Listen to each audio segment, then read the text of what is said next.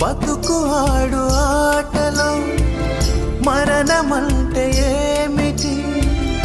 ఆటలోని అలుపు వంటి చిన్న మలుపులే జీవితాన్ని అందక జీవమెళ్ళిపోదులే,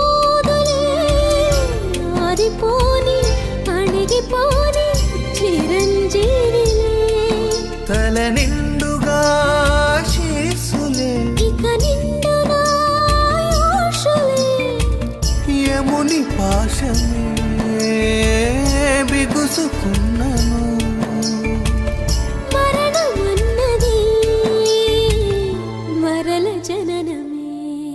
నిండు నూరేళ్ల సావాసం స్వర్గమయ్యింది వనవాసం.